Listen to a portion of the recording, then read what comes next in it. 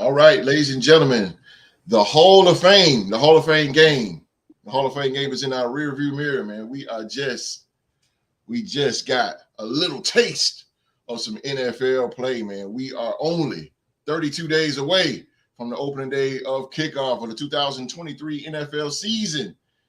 And it really needs to hurry up because on Sundays, it sucks.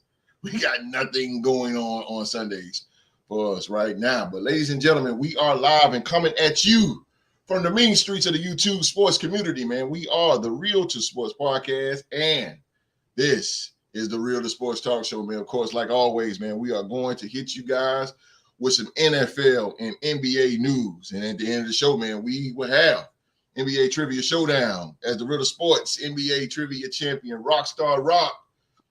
He will be defending his championship against the Wall Dog. Wall Street, man, Wall Street. Everybody locked in. Everybody's loaded. We got the smoke, ladies and gentlemen, right here on the Real to Sports Talk Show.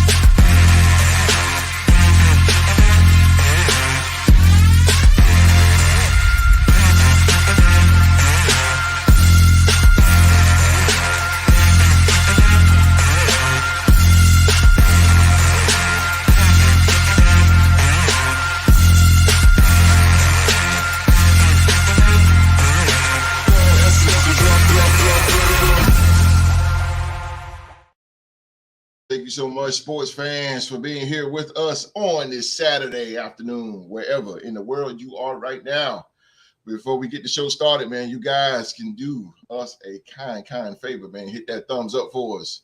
Hit that thumbs up, man. If you are laying your eyes and ears on us for the very first time, please hit that subscribe button and turn on that bell for all notifications. You can follow us on Twitter, aka now newly changed name to X.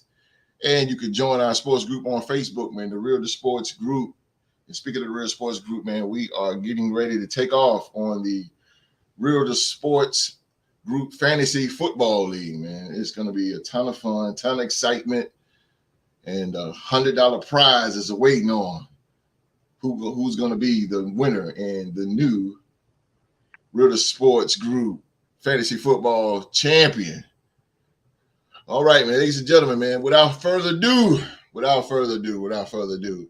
I got some of the best guys in the world sitting right in front of me. And ladies and gentlemen, they are the machine that runs the place. Did I say it right? The machines. They are the machines. They run the show, man. They are the very talented, the very wise, the very educated. They are the Real to Sports podcast panel. Ladies and gentlemen, I got the OG. He is the OG, and he is in the building. The OG is here, and he represents the NFC North Division champion. They are the mighty Minnesota Vikings, led by head coach Kevin O'Connell. Ladies and gentlemen, it's the legend himself. He's too hot to handle and too cold to hold, baby. It is the Q-Dog. What's up, people? What's up? Boy. You in your bedroom, bro? Yeah, man. Bedroom, man. Boy, legendary moments going down in there, boy. My bad.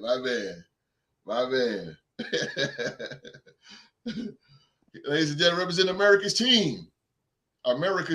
They are we them boys. America's team down at AT&T Stadium. Led by head coach Mike McCarthy. They are a 5-time Super Bowl champion. They are the Dallas Cowboys.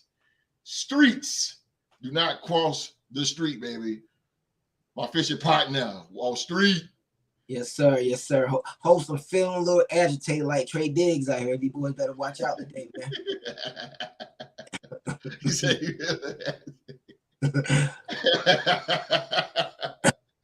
oh my goodness, boy. My man. The man with all the rings. He has all the rings, ladies and gentlemen. All the rings on the show, of course. Waving his terrible towel in the air, representing the Steel City. And they are the 6-time Super Bowl champions, led by head coach Mike Tomlin. They are the Pittsburgh Steelers. He's the HBCU expert himself, the Deuce. And it's a great day to be him. Always. I remember, well, I wasn't here, but I remember when they wanted us to be America's team. And then Art Rooney said, we don't want to be America's team. We're the Pittsburgh Steelers. Back in yellow. Oh, man. Mr. President, he's the president of the Ritter Sports Group. He's part of the Silver and Black attack, the Autumn Wind, the Raider Nation, 3-time Super Bowl champions, the Las Vegas Raiders, led by head coach Josh McDaniel, Mickey D's. Shout out to Al Davis.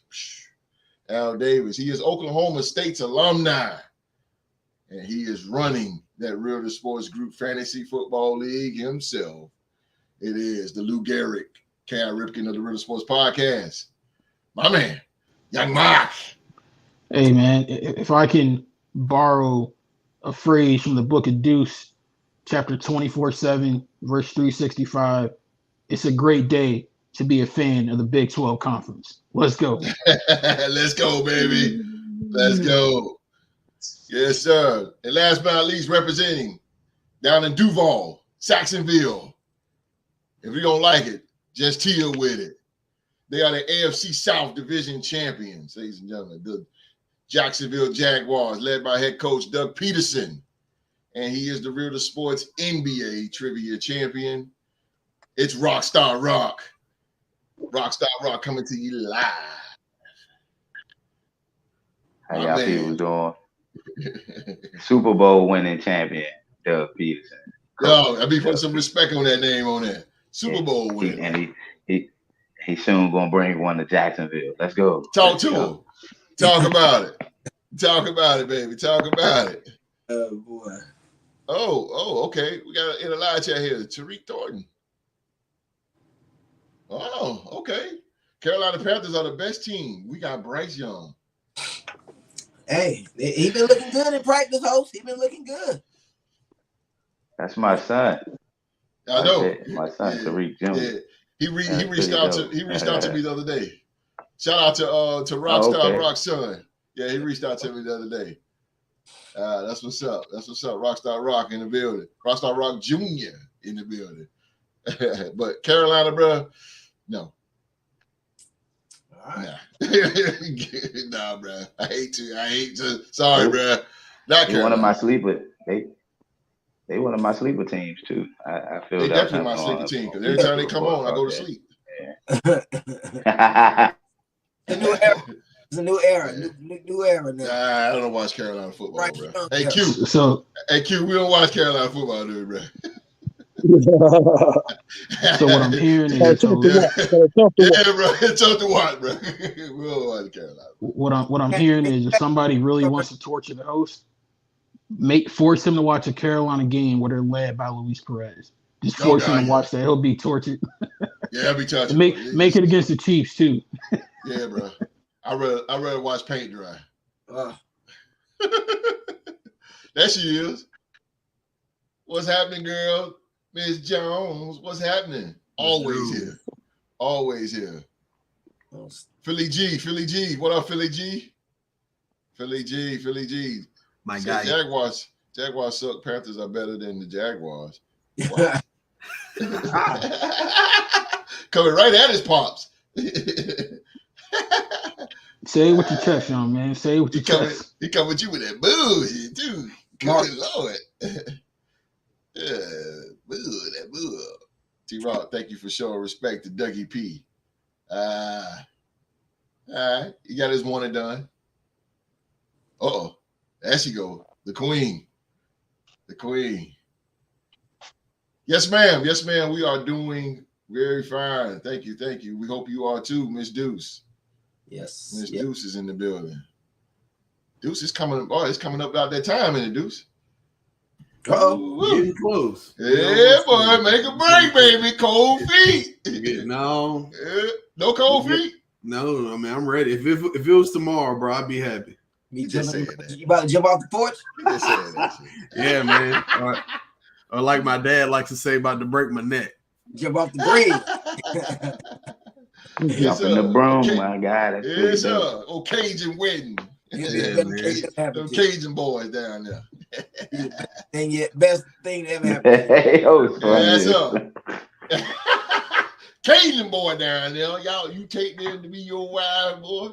It's gonna be a party for sure, host. Yes, sir. But boy, nobody do it like them Cajuns, boy. Yeah, it's gonna be a party. Nobody do it like them Cajuns, man.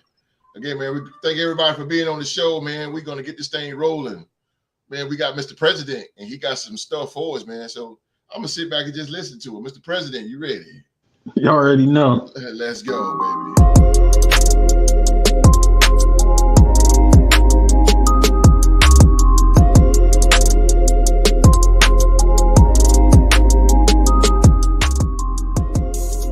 On the Mark with Young Mark is brought to you by the Real to Sports Podcast. All right, buckle up, ladies and gentlemen, because the world of college football, as we know and love it, is officially over. The conference that brought you the likes of O.J. Simpson and Marcus Allen and Reggie Bush and Ryan Leaf and Troy Aikman is no more. The Pac-12 was officially all but done. Last week, I told you guys that Colorado was leaving the conference to rejoin the Big 12. Well, yesterday, the wheels are officially falling off. The two big schools left in the conference, Oregon and Washington, they announced that they're joining the Big 10. And then Arizona State, and the University of Utah announced that they are leaving the Pac-12 as well, and they are joining the Big 12. So in the span of 18 months, 8 teams have now left the Pac-12 conference. It's all about that mighty dollar, host. I feel you, bro. The Pac-12 couldn't get a TV deal. The best TV deal they could get was a subscription deal with Apple on Apple TV Plus, and that just wasn't enough for them because the heart and soul of college football is being able to be on TV. That's how you introduce people to your school. It's how kids like me in North Carolina found out about a place called Oklahoma State in Stillwater. So money is the root of all evil, and wasn't enough money to go around for the Pac-12, so they're really fizzling off. The only teams left in the Pac-12 right now for the 2024 season are Stanford, Cal, Oregon State, and Washington State. So just got to figure out where they're going to go, but it's not looking good for that conference. And to put this into perspective, for those of you who don't follow college football regularly, the Pac-12 conference origins predate that even of the NFL. This conference is over 100 years old. They were founded in 1915 before the National Football League. So it's one of the premier conferences in all of college athletics, and sadly their time is coming to an end. So it's getting a little bit crazy, but I will say this. I've called the Big 12 home my entire college football life, and I'm happy to see my conference is alive and thriving. Because one too long ago, not too many people thought we'd be around much longer. They thought we were going to fall apart and dissolve, but here we are looking good. So now I ain't going after the SEC. Laramie Tunzel told me not to do that, so I'm good. Okay. But looking at it now, we now have our first super conference in college athletics. The Big 10 goes coast to coast from Oregon to College Park, Maryland. They run the whole country now, so it's going to be interesting to see, how these new teams get along with their classmates and see how long this super conference lasts. But I'm excited for it. The Big 10's got 18 teams now, and the Big 12's got 16, which is tied with the SEC.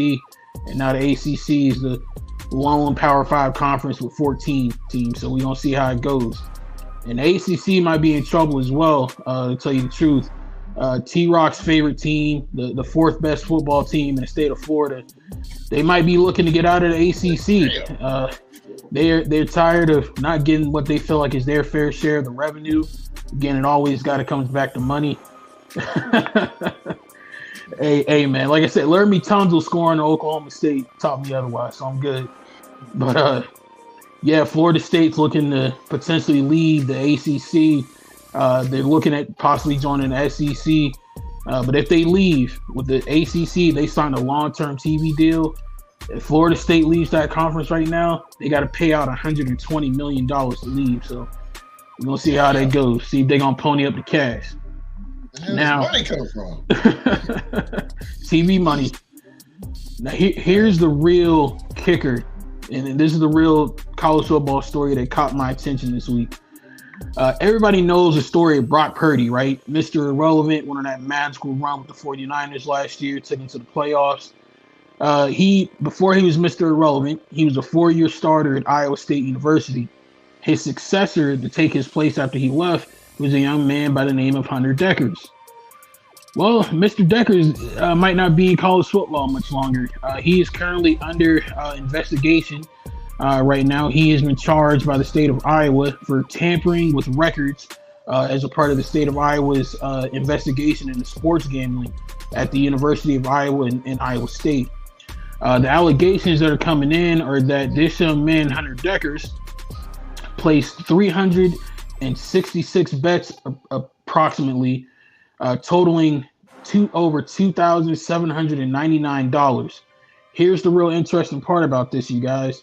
26 of those bets involved Iowa State athletic events, including a 2021 Iowa State football game that he was the backup quarterback in. Ironically enough, that game was against Oklahoma State. Wouldn't you know it? But yeah, if Hunter Dekkers is found guilty on these charges, that penalty is steep. He, if found guilty, will immediately lose all of his collegiate eligibility for any sport that is played under the NCAA umbrella, meaning he can't pull a J.R. Smith and try to go play golf at North Carolina A&T. He would be completely done. You'd have no eligibility left at Division 1, 2, or 3. So it's not looking good for that young man. He stepped away from school to try to fight the case, so we'll see how it goes. So since we're on the topic of sports gambling, sports betting, I got a question for the podcast panel, but I'm going to start with our resident sportsbook expert, Wall Street. Do you think that these sports leagues should ease up on the punishment for these players gambling? Like, does everybody deserve that Pete Rose level of punishment, or should everybody just kind of ease up and level off a little bit? How do you feel about that? It's a slippery slope. Boy. Yeah. You gotta be tight on it. You gotta be tight on it. Just, it's a slippery slope because it's so much money we bet on these games, man. If I know the quarterback is betting on the games too, I just don't trust it. You know what I mean? So I just think you just cannot have the betting, man. It's a new age. I think he was using DraftKings to place his bets. Yeah, DraftKings accounts that were set up under his parents' names. You gotta be smart with that too. But what up, Cuzzo? But what's up, Shadi? What up with it? You just gotta be smarter than that, man. I like to bet, but you just can't be like they say. You can't shit where you be eating at. You know what I mean? You can't. Yeah, good point. So, good point. What about you other fellas? How do you guys feel about this? Because we've seen a lot more players getting in trouble for sports gambling. So is it time to ease up, or do you agree with Street, Pete Rose, or nothing? Oh man, Street hit it right on the head. Can't eat where you should at. No. I agree with him because years ago, the ref was betting on games in the NBA. Tim Donaghy. So I think you got to get him this punishment, especially like what they're doing in the NFL. Calvin Ridley just came back from serving a full year. Yeah. Facts. Suspended for betting on games. So facts. He wasn't even bet. He was betting on some NFL games along with college games. So you got to get him a stiffer punishment because if not, I mean, who know if they going out there blowing games on purpose just so they can make a bet? You know what I'm saying? Or giving inside information. It's a lot. Yep. Yeah, I agree with everybody, man. I think it's at this moment, I think it's time to be even stiffer on them. I think it's time to, make some examples out of people. I think, that was the situation with Calvin last year. It was like, this is a very talented receiver, household name. We're going to let the rest of the NFL know, like, to no tolerance, zero tolerance type of place. And then you got coaches, man, like the coach at Alabama baseball coach at Alabama this past year, man, like, he scratched his ace against LSU, you know what I mean? And they still almost won that game, and, just doing things like that and the integrity of the game. And it's time to just put your foot on these guys' neck and, just hold their feet to the fire. You know what I mean? Mm-hmm. So do you think it should be less of a punishment if they say you're an NFL player and you're betting on a NASCAR race? Should you still be punished for that? Or you think it should only apply to I think it's levels to it for sure. I'm not, if you're betting on, if I play for the Steelers and I'm betting on the Steelers, you're wrong. And, there's no way around that. And I think you should serve a pretty, hefty suspension. But, the guys who happen to bet inside the facility, because that's what, I've heard is some guys are just betting inside the facility on other sports. If I'm betting on a WNBA game, yes, I probably shouldn't be doing it in the facility, but I don't think I should serve the same suspension as a guy who is, literally tampering, because he's on the field for his team, betting on his team, Mm-hmm. Good point. Good ass point. Paul Cruz went to jail when he went to jail. Yeah. Paul Cruz. Adam Sandler on Longest Yard. Shaving out points. If y'all seen that movie. Well, host, to go ahead and put a bow on this thing to wrap it up. We're going to end on a good note and on some positivity. For the first time ever in the history of the XFL, it's been announced they're coming back for season 2. They put season tickets out on sale on Tuesday the 1st. The XFL is officially returning for its second consecutive season in 2024. And I cannot wait to be in DC to add on to that beer snake and cheer the Defenders on to a championship. So that's all I got for On the Mark this week, Coach. Back to you. Yes, sir. Yes, sir. Yes, sir. On the Mark with Young Mark is brought to you by the Real to Sports Podcast. I'm with the Defenders. I'm with them. They play good football. They play. Your boy Tavon Austin going to Houston to play for the Roughnecks next year too. Oh, is he? I like that quarterback from DC. He's real good, really good. I like that halfback option that they're on. Like, damn, they're running options. Damn, old school. I love that old school play. All right, man. Young Mark giving us the college football news and update, man. Now we're gonna jump over to HBCU news with our man. It's a good day to be him. It's the Deuce.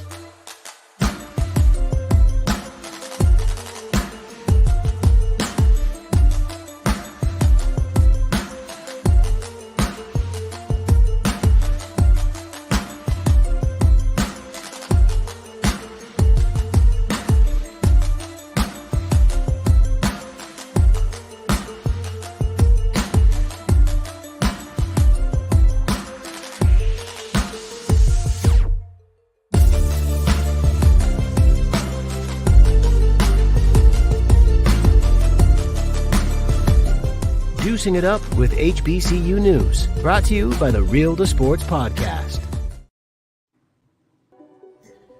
Appreciate you, host. Yeah, we're going to start our HBCU news down in Atlanta, Georgia, man, over at Morehouse. We got a commit, and this guy, if anybody is in the sports like I am, you find any way to watch it, whether it's a TV show, whether it's All-American or Last Chance U, and that's where this guy is coming from. DC, or Demetrius Caleb II. You might know him from the second season of Last Chance U over at ELAC, East Los Angeles Community College. 6'4" guard from Woodland Hills, California. Son of former national champion Demetrius Caleb Sr. Rest in peace to him. I also found out that he passed early on this year, February 5th. So I'd just like to send my, condolences to the family. But this kid was a big-time player, man. I mean, once he finally got his chance to show his stuff on the floor, in conference play, he averaged 16 points, 4 boards, and 1.5 assists, and he's the second player to come from that ELAC team to play at an HBCU. First was Mr. Joshua Phillips.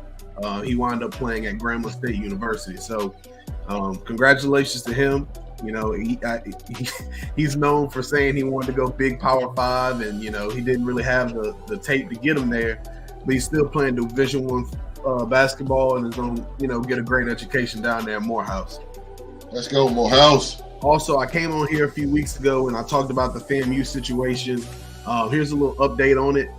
Florida rapper Boston Richey has removed that video from YouTube. So he has taken it off. And he also released a statement saying, out of respect for FAMU, the video for Send a Blitz, which is the name of the song, is no longer available.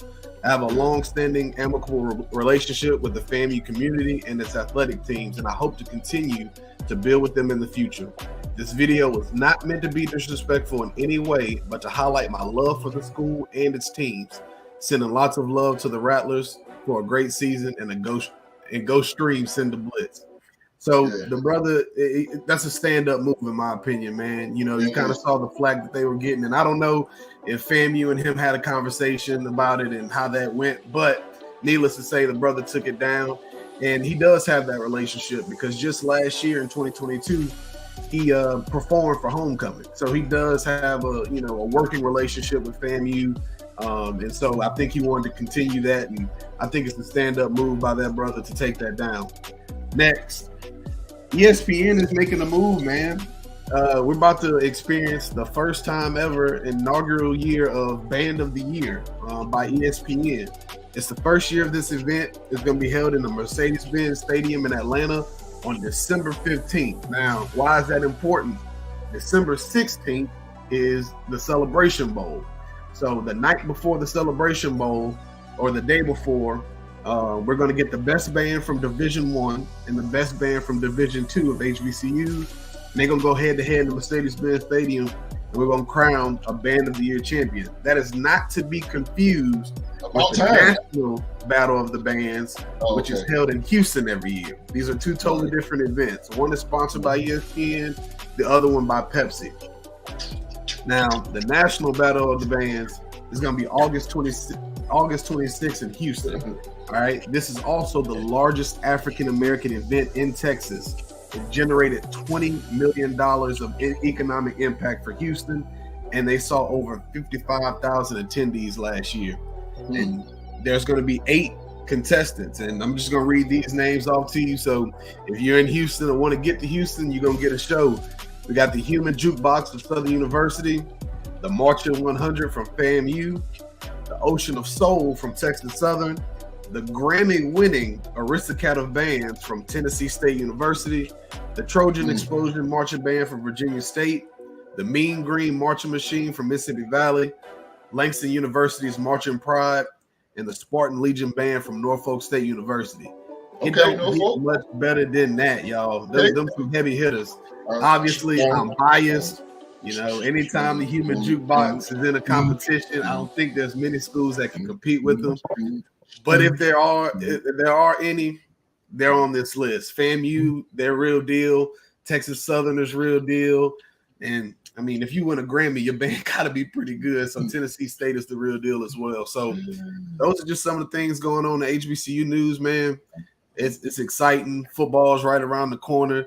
The National Battle of the Bands is usually the kickoff to that football season. You know, it's the kickoff to fall marching band season is what they like to call it. So we're almost here. I can smell it. I can smell the jambalaya and the fresh frying, and you know, I could just feel. You know, we're heading back to the yard, man. Appreciate you, host.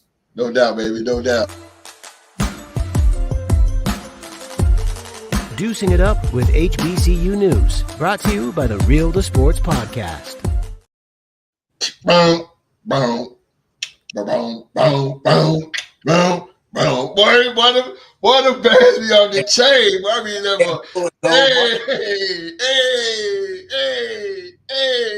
hey. Why we like, what? Yo, that band ain't nothing like a HBCU band, bro. I'm trying to tell you. Forget the team, forget the game. Just show me the band, bro. Show me the band. Them boy got there.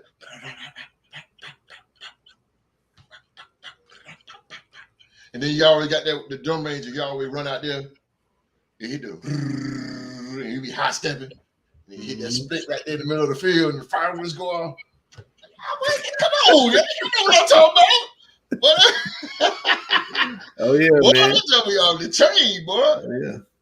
Boy, I'm telling you, ain't that like an HBCU, man? Oh man, Morehouse, man. Boy, had some good times in Morehouse.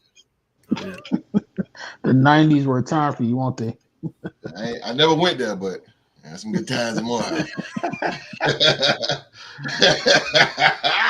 Shake. Spelling too. Spell house. Spell house. Yeah. Smell house. Yeah. That's a man, boy. Oh, boy. The memories. Holy smoke. God know this, man. Appreciate dudes with the HBCU news, bro. Boy, you got me in the band mood, man. I'm telling you, it's nothing like an HBCU band, bro. Houston's gonna be rocking that weekend, bro. You'll be able to hear them from Greensboro, North Carolina. Hey, thank you. T-Plug. Hey, boy, NC, North Carolina A&T State, man, they bring it too, bro. Mm-hmm. They bring it, man. It's good stuff, man. Good stuff. Love the band, love the atmosphere. Love it all, man. Glad HBCU is coming back.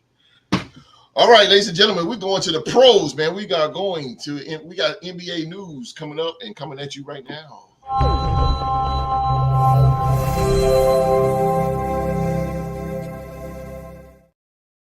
All right, man, we got NBA news here. What's buzzing in the NBA right now? Biggest story, right? Top story is NBA tells teams Damian Lillard will honor contract in any trade.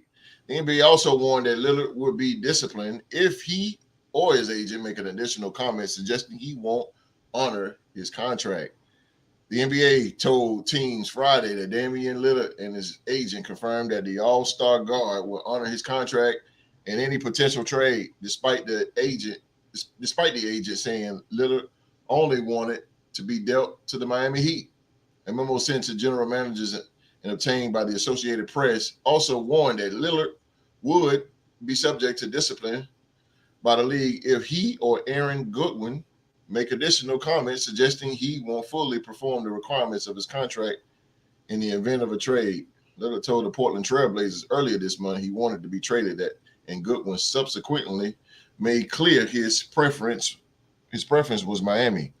And he said this, and I quote, Dame's position won't change. Goodwin told AP on July 6th, this entire situation was about building an opportunity for Portland to win or giving him another opportunity that he wants, which is Miami. The league said it interviewed Lillard and Goodwin along with several teams with whom Goodwin spoke. Goodwin denied telling teams that Lillard would refuse to play for them, and the teams provided descriptions that were mostly though not entirely consistent with Goodwin's statements to us. Players are not allowed to publicly request trades. The league also stated in the memo that it told the Players Association that further comments such as Goodwin's will be subject to discipline. Mr. President, make something of this. I can't really make much sense out of it, host, because I'm thinking about all the different times, like, my life as an NBA fan, where star players requested trades. Like Kyrie requested a trade out of Cleveland. He requested a trade out of Boston. He requested a trade out of Brooklyn and ain't really facing no consequences for it. Same thing with Russ when he left Oklahoma City. And then too, like, it's weird because you see like at the trade deadline all the time, teams acquire players a part of a multiple team trade. Player be like, I don't want to play for you, and they buy him out, and it's no big deal. So why are you doing all this for Dame? But I guess this is why when players do request a trade publicly, they always put out a list of teams that they're cool with going to. That way it's multiple on there to, I guess, avoid situations like this. But me personally, I don't understand it, to be real with you. Mm-hmm. Drew to the game. The champ is in the building. Drew to the game. Drew. NFL trivia champ, Drew to the game. Drew. Streets, make something of this, brother. Yeah, man. I think the NBA is getting a little fed up with the players requesting these trades like this. You know what I mean? This may be them reaching their boiling point, their limit with this. But if I'm the owner of the Portland Trail Blazers, I wouldn't care who he wanted to be traded to, because first of all, he don't have a no trade clause in his contract. So I'm gonna trade him to whoever I think can make my team better. You know what I mean? There you go. Sure. Wants to leave, but hey, I respect everything you did for us, and I probably wouldn't want to put him in a bad situation. But you're not gonna dictate what I do with my team, and you know what I mean? I move my pieces around. So he better stop talking so much before he pissed me off if I was on it. That's a fact, bro. But honestly, though, I think I'm gonna do what makes my team better. You know what I mean? And they may not be sending him to Miami. You know what I mean? If that's the only place that he's saying he's not gonna go, if they send him there. But to me, if I'm the owner, I wouldn't even have needed the NBA to step in, because I would have said something first. Yeah, definitely agree with that, boy. I agree with that. He ain't boss me around. I feel the streets on that. Rockstar Rock. I mean, about the whole Damian Lillard situation. I think that's, I guess like same with Wall Street was saying, the NBA trying to, the owners pretty much, get back to having some control over how they want their team to look. Damian Lillard going to Miami, Portland really not gonna get any top players back for him outside of, trading for the four first round picks and a good guy. They trying to get him Hero and somebody else. Like, Portland don't want that. So I mean, right. You're gonna have to find another. You're gonna have to find another way to try to get to Miami. Mm-hmm. But I just think him and his agent shouldn't have opened his mouth. You know what I'm saying? That's if I'm Damian Lillard, I'll be finding a new agent right now. Yes, sir. That is it, boy. You read my mind on that. I gotta find me somebody else, bro, because you doing a little bit. You putting your hand in the pot a little bit too much before you even get a contract. Yeah, you playing too. You know the league gonna step in something like that. But what you got, Deuce? It's interesting, man. I don't know if we've really seen anything like this. Like, they're just other than the Chris Paul going to LA type thing, and David Stern came in and was like, no, that's not happening. You can go play for the Clippers, but you ain't going with Code, Word. And so it's just, like Mark said, I just don't understand why Dame is getting such a, aggressive treatment. Just like Damian Lillard, you're going to do what we kind of tell you, or you're going to go where we want you to go. But I agree. I think his agent, showed his hand a little too early. I think he came out talking too much. Mm-hmm. But I really just want to see them trade James Harden for Dame, and he can come to Philly. I to be perfectly honest with you. Mark gets on here and talks about these terrible trades. So let's talk about another one. Let's trade Harden for Dame, and then once they get to those places, they can figure out what they're going to do from there. Whoa! But Harden for Dame, okay. Yeah, let's just do that. That could work. They'll figure it out. Dame play. I don't know how long Dame has left on this contract. If it's a year or so, you come play with Embiid for a year, and then roll out, and you can go down to Miami. You can go down to South Beach if it doesn't work out. But I think both of those guys are ready to get out of the organizations they're in. I think they're both very high level talent. Only problem is, I don't think anybody's going to give the value to James Harden that Dame Lillard is bringing right now. You know what I mean? Absolutely. I think that's the biggest problem, probably why that trade hadn't happened. But I'm just politicking for Joel right now. That's all. To answer your question, Deuce. To answer your question, sir. Dame has 2 years left on his deal. He signed for 2023 and 2024. He becomes a free agent in 2025. Yeah, no trade clause. Does he have a player out? Let me check. The street say he ain't got no trade clause. So no, I don't think he had no trade clause. He might be stuck, baby. Stuck like Chuck when they own the mug. Yeah, right. And I get why he wants to leave and why he is acting this way because it's not like they put anything around him to make him really be successful. So, yeah. Since CJ's been gone, it's been really this, but no, he does not have a no trade clause. That's another thing, though. Okay, exactly. You got to hold these players accountable, man. They be signing these max deals. Then when the organization go the other way, like why Damian Lillard ain't politicking to get people up there if you want to win a championship in Portland. I ain't seen him go out there and recruit nobody. Good point. Nobody don't want to play in Portland. That's why he went out there. I don't think nobody coming to Portland, Rock. I would say Dame's been in the That's what I'm saying. That's what I'm saying. Come up there. But I agree. He need to get out there in politics, man. But he has. Oh, really? Dame has tried, like in interviews where people always try to ask Dame, well, would you want to team up with so-and-so in another city on another team? Dame always reversed the question. I'm like, well, I want so-and-so to come with me and play with me in Portland. Yeah. I gotta stand up for my boy. He a Raiders fan, so I look out for my dog. But you know what? You know who I feel sorry for out of this whole situation is Chauncey Billups. Holy hell. I feel sorry for Chauncey That's your Billups. Boy, man. It's the same old trick, man. I think I've talked about this on the show before. You bring in a young, well, Chauncey's not young, but he's young as a coach, a young black coach, and you give them a bad team. To say it, a nice way. You give them a bad team. You don't give them nothing to work with. Expect them to make something of it. They're a young team, man. If you take out the team, they're a young team. You know what I mean? Yeah, you got Scoot. Scoot. That's it. After Scoot, that's it. I'm saying, Chauncey set up for the future. You know what I mean? But a lot of that's on Dame too, though. It ain't like he didn't play all 82 game seasons either. So that's true too. A lot of it is on the player and the organization. They both dropped the ball. He knew where he was at, what type of market he was in for all hell years. Absolutely. Plus, he did have a chance to get out politicking one out then. Yeah, he did.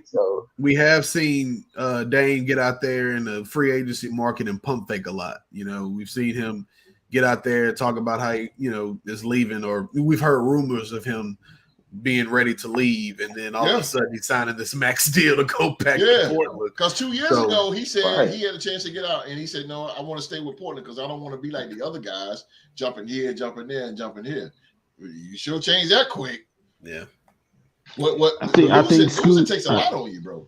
I think Scoot comment because his legacy. Scoot comment. It's starting to come with. Is he gonna have a ring or not? That's why. Yeah. He in that territory now where he got to get a ring before he leaves the NBA. Barkley, obviously, gonna be another guy out there that you're finna ready to join him. Malone, you ready to join him? Yeah, gonna be up there with Allen Iverson. I agree. Yeah. Well, he won't be up there with Iverson. I'm about to say, yeah. We're talking about ringless. I mean, but ringless. Not saying as far as on the same level, but hell no. I mean, Dame never got a chance to play in the NBA Finals, so. You know what I'm saying? Allen Iverson at least had a small Reggie shot. Miller did too. Reggie Miller did too. Yeah. Charles Barkley did too. Yeah, all them guys at least went there. I agree with Rock. I just want to say that's ringless at least in a different way is he said they didn't have a chance to. AI, it wasn't like he took nobody coach. Like he grabbed everybody and was like, look, let's go. You know what I mean? Which Dame had the opportunity to do, and unfortunately he didn't. Like granted, I get he had bad teams, but he did his best though. You can't say he put forth the effort to try to. No, I'm not saying. I'm just saying. AI had a bad team, and he grabbed everybody, threw them on his back, and went to the finals and took a game. What I'm saying? I guarantee if any of them Portland teams that Dame has played on were in the Eastern Conference, Dame would have been to at least one finals. No, it wasn't. I guarantee you that. Can't use that though. While LeBron was, they ran into LeBron. LeBron went to. I think they would have. I think they could be past them. Eastern Conference Finals. I don't agree with that. Hell you nah. had to deal with him, and then Giannis came in. You had to deal with LeBron. I don't think so. His best bet was trying to outshoot the Warriors, which he could not do by himself. No, not but by he had them opportunities to go to the NBA Finals. Also, different eras too. I mean, it's only person I didn't see do it is Kawhi Leonard. Yeah. And then Kawhi's year, he'd been over there then. He wasn't beating them boys. No, it's just a little different with Dame. Dame's more of a shooter. Iverson was slashed it around, even though Iverson, a little here and there with 3-pointers, but as we know back then, the 3-pointer was not as big as it is today. Now you got Dame Lillard shooting from logos, and then he's shooting from the parking lot, the bathroom, and concession stand, and the press box. I mean, he's shooting all over the place. Iverson didn't even do all that. But I agree with who's that? Rock that said that he still took him to the finals, put the team on his shoulders, and he did what he had to do. Dame, I don't think Dame is that type of player. I don't think he's that type that'll say, "Come on, Portland, let's go." Because if he was, he would have been done it. I ain't going up against some stiffer competition. I ain't gonna say that. I'm not gonna say that I don't think Dame would do it. I just don't think he has done it. You know what I mean? I think those two things are different. Well, if he ain't done it, it ain't in him. I think it is. But I think it's in him. I don't think he's able to get over the hump. Like, I don't think he ever. He had the playoffs. I've never seen Dame take the back seat. I never seen him in the final moments. It wasn't CJ McCollum shooting that shot over Paul George. You know what I'm saying? Like, it was Dame shooting that shot. So I've never seen him shy away from the big moments. So I'm not going to crucify him like that. But I just don't think he's been able to do it. I think you had the 73-9 Warriors. You had just all these teams that he had to play. But also you had the Lakers, bro. You had Kobe Bryant and Shaquille O'Neal. Yeah. You had Ray Allen and back then with the Bucks. Like, you had even stiffer competition with the New Jersey Nets, the San Antonio Spurs, the New York Knicks. That's when the Eastern Conference was really good. That 2001 All-Star game. Thank you. So that's what I'm saying. Iverson went through the fire to the wall. And you mean to tell me with this new version of the Western Conference, where it's just mostly shooters, you mean to tell me I've never seen Dame Lillard. He just don't look like a vocal guy like Iverson and the other leaders of the free world that used to say, let's forget this, let's go. But he's some of the best in NBA history, though, man. He's the ordinary shooter. They got swept by New Orleans that year. Rondo and AD was cooking them in the first round. Yeah, they did get cooked by New Orleans. Yeah, New Orleans. Boy. And they got cooked next round. Yeah, they got turned around, got cooked. Yeah, that's a fact. Yeah, that's a fact. Hey, but at least they cooked. I didn't see them cooking. I ain't see them cooking Portland, bro. I ain't see that. God damn. There's only one more players left with no trade contracts. That's LeBron and Bradley Beal. Those are the only two. Okay. It's crazy. Okay. Bradley Beal. There's only been 10 NBA history that had no trade contracts. Mm-hmm. We'll see what old Bradley Beal gonna do with the Phoenix Suns, but I mean, so real quick, Jason Tatum gonna be that next guy. They ain't gonna have a no trade clause. Wow. Oh, absolutely. I believe it. I believe that all day. When he reconstructed his max deal, he gonna put it in a no trade clause. For the most part, when y'all find y'all's guy, that's y'all's guy. That's not gonna happen. Larry Bird didn't even have a no trade clause in his contract. Yes, it is. That's not gonna happen. Did they have him back then when he was playing? Yeah, John Stockton had one. They were like when Larry Bird was in his prime with Boston. That was like in the 80s. Did they have a no trade clause? But see, those guys. But see, that's the difference. Those guys didn't want to go nowhere. They didn't care about no money. Right. They didn't care about that. They got that Bird rule that's out now. I think they just wanted to compete. That Bird rights rule, right? That's what you're talking about. Wall Street. Bird wanted to stay in Boston. Magic wanted to stay in LA. Isaiah wanted to stay in Detroit. Ewing wanted to stay with the Knicks. Mike wanted to stay with the Bulls. Everybody wanted to stay with because they wanted to compete against each other. That's all. I think, like I said, it's different era. It's like apple to oranges. It's different eras back then. Different eras. But real quick, did you see Dame with his team's Kobe, right? Yeah. See, he didn't want to leave. Stockton Malone. But do you guys see Damian Lillard going to the Miami Heat, or he remain a Portland Trail Blazer? I don't see why they would trade him to Miami. I don't know I don't think paying for Tyler Hero. Why do you want to go to Miami? I think the track except Bam Adebayo. And I mean, Jimmy Butler's good, but I mean, just he got a good partnership with Bam and Jimmy Butler. Okay. Yeah, I think he could be the missing piece for them. I mean, they got the defensive side of the ball. You know, they figured that part out. Being able to score with people, especially like we talk about these teams from the West, being able to score. I think Dame gives you, a little bit better of a chance when he's a walking 30-piece. He opens up the court. Yeah, he does. That's a fact. Yeah. That's a fact. Only thing with Dame, if he goes to the Eastern Conference, he has to play defense. You're going to have to play defense. That's what he don't. That's what he's not been. He's a mismatch, just like with Kyrie Irving, Steph Curry. Them guys are offensively gifted, but on defense, if you figure out a way to get your best guy on them, you have to make them work. You can't let them just cook them offensively. You got them work on Tyrese Maxey. You got Halliburton from Indiana. You got LaMelo Ball. You got Bronson. You got these guys. You're gonna have to guard, bro. Zach LaVine. Like you're gonna have to put some. I don't think he worried about all that. Dame Lillard wouldn't be worried about the Trae Young outside of LaVine and Bronson probably. I think they work. They just work all the Maxey too small. They just about checking him. As he is, you know what I mean? I think they're worried about. Absolutely. Yeah, they just about shooting that damn 3-pointers from the parking lot. I mean, Melo do play some defense now. Melo ain't playing no defense. I mean, he play a little bit. He known for it. I kind of had a feeling Mark was going to go to bat for his boy. Cherry-picked and bragged about getting 100 points in the high school game and didn't cross the half-court line. Yeah, that's a fact. Hey, man. 62 of his points. Dame is the one player I'll trade Melo for. That's the only player.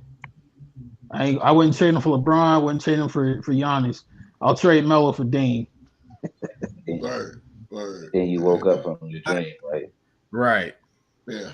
Hey man, it's that logo he got tattooed on his right arm, bro. That's my dog for life because of that. The Raiders tattoo.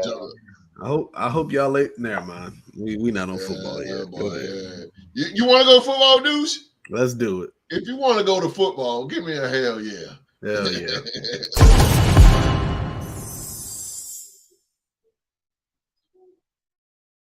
It's a good day just to be Deuce, man. I'm telling you, it's a good day to be Deuce. You can just call this guy. Good day, man. My man. We are in the realm of the football. The football, which is coming up in 32 days. 32 days. September the 7th. Jets. The New York Jets quarterback Aaron Rodgers. Good old drama queen, Aaron Rodgers. Says Sean Payton's comments on Nathaniel Hackett era Broncos was way out of line.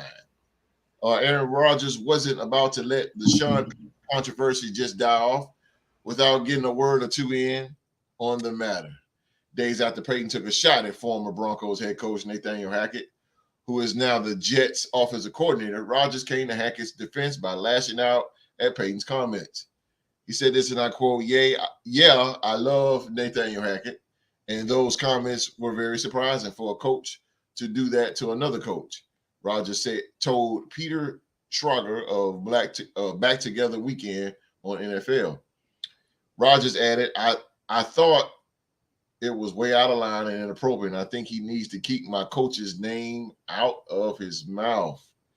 Rodgers and Hackett previously worked together from 2019 to 2021 in Green Bay, and Rodgers appeared to have genuine love for the man who will be in his ear all season in New York.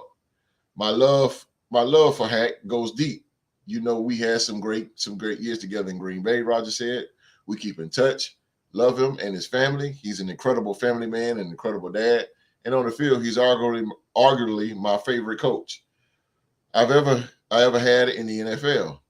Just his approach to it, he makes it fun.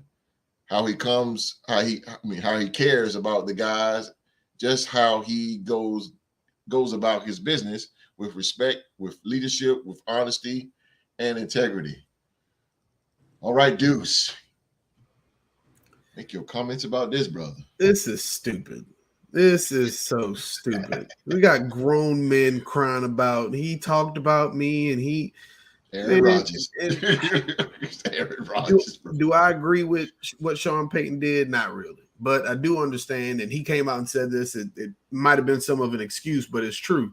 He said he still had his Fox hat on. You know what I mean? Like he did just come from, where this was his livelihood, was talking about situations like this, But as far as what Aaron Rodgers has to say about him being a good family man, and no one questioned any of that. He just said he was a terrible head coach, which when I watched the Denver Broncos last year was 100% true. They were bad.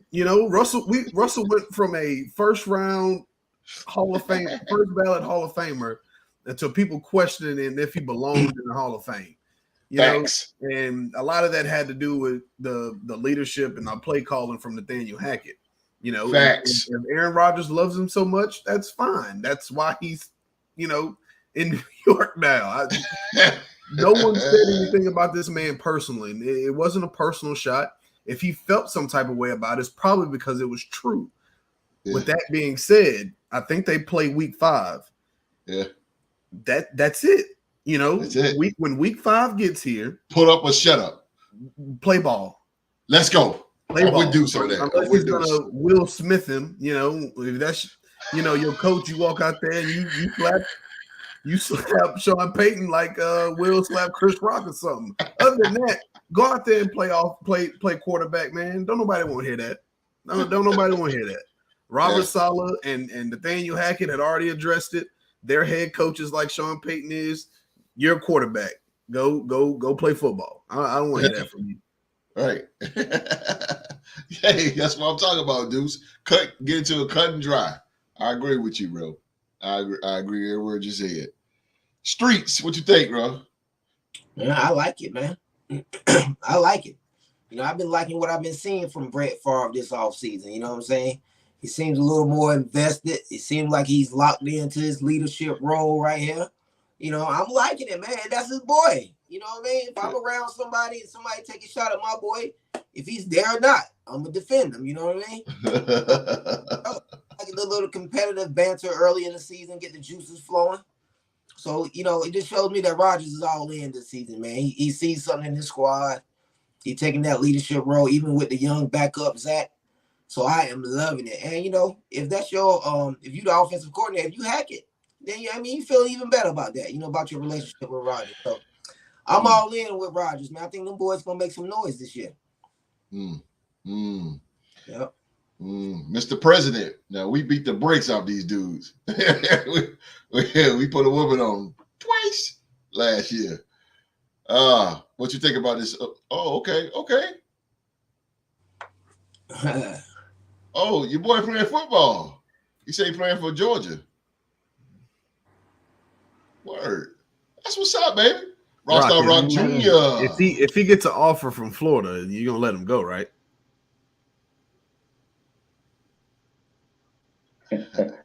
I'm not biased. I wouldn't be biased about that. Free education, dog. It's just a free education. That's all. That might be a be biased about that right there. What you say? That might be a blessing right there, because I think of a very famous case where one of the greatest football players that ever lived, his dad was a diehard Oklahoma Sooner fan, but that son decided to go against the grain and go to Oklahoma State. Going to your dad's rival school might get you in the Hall of Fame, man. I'm just saying. I'm here for it, man. I'm all here for it. Yeah. On this Nathaniel Hackett situation, host. Yes, sir. Hell has frozen over, man. I vehemently agree with my homie Deuce. I actually enjoyed Sean Payton saying that, because, first of all, it's true. I mean, Nathaniel Hackett looked like a fish out of water as a head coach week 1 when he couldn't even manage the clock in the 2-minute drill. 2-minute drill is something you spend a majority of your practice time rehearsing and going over, because it's the most crucial point of the game. So the fact like he came out the gate and they had to hire like a special assistant head coach just to help him with clock management. He had absolutely no grip on the team. It was just a team of individuals from what I saw throughout the season last year. And then, not to mention Russell Wilson's play. So, yeah, I think Sean Payton was justified in what he said, and I don't mind it.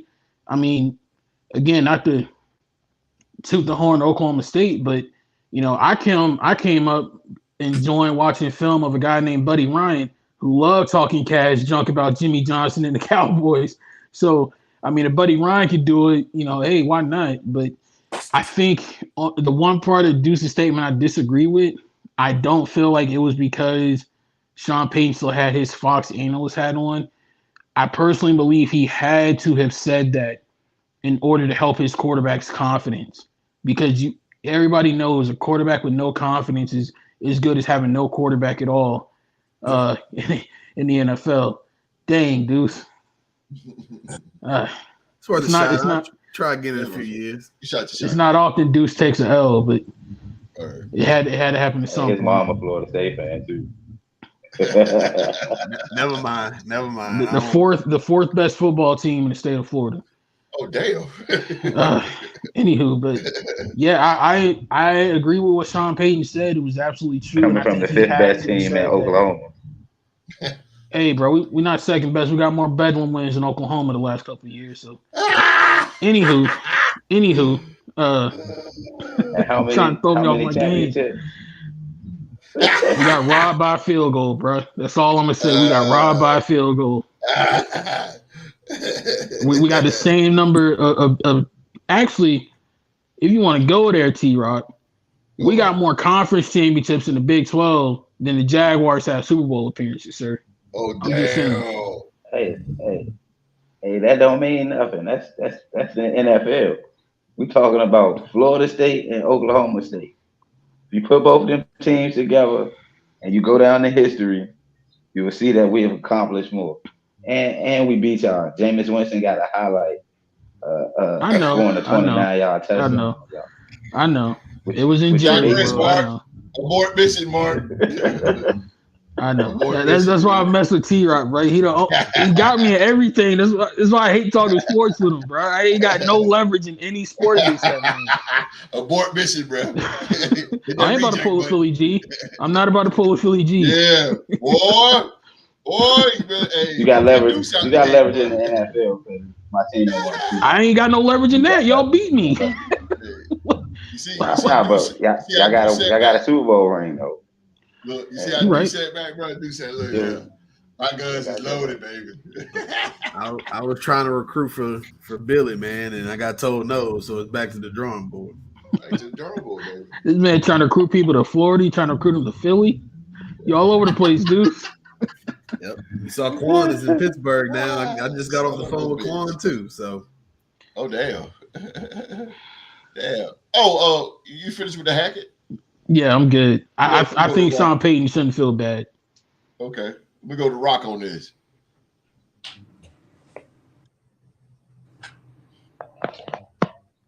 I absolutely love the fact that Sean Payton said what he said about Nathaniel Hackett. Because Nathaniel Hackett was our offensive coordinator in Jacksonville.